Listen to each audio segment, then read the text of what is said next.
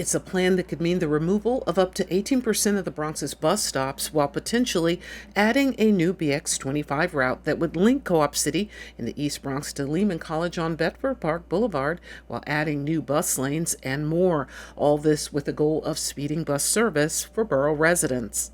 Buses are the engine of equity. We have to create a better bus system. We have to make sure that people can get on the bus and get somewhere that they're trying to go in a reasonable time frame. Janno Lieber, acting chair and CEO of the Metropolitan Transportation Authority, joined Bronx Borough President Ruben Diaz Jr., City Council member and candidate for the office of the Bronx Borough President, Vanessa Gibson, and others here to invite the Bronx to the final public hearing on the Bronx Bus Network Redesign Final Plan on November 9th at 6 p.m.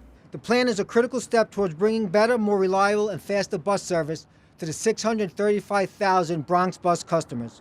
And while that number is pre-pandemic, we are confident these riders are coming back to the system.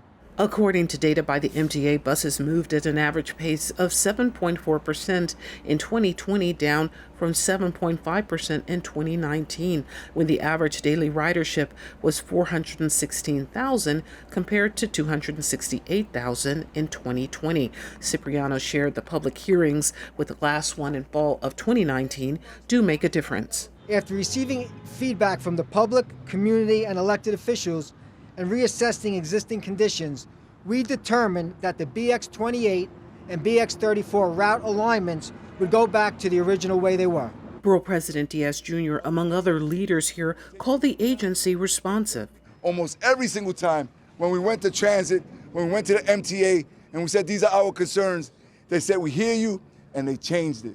And so a year and a half later, while we faced COVID-19 and we had to put this proposal on pause, I'm really grateful that we are reconvening and having hearings so that residents of the Bronx can come together and express their concerns.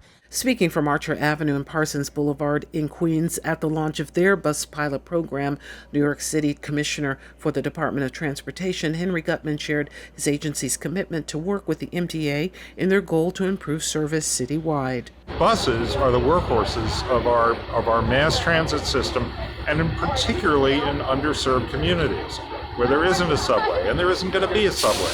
I mean, the buses are the key. To register, go to new.mta.info/Bronx Bus Redesign. For BronxNet, this is Arlene Mukoko.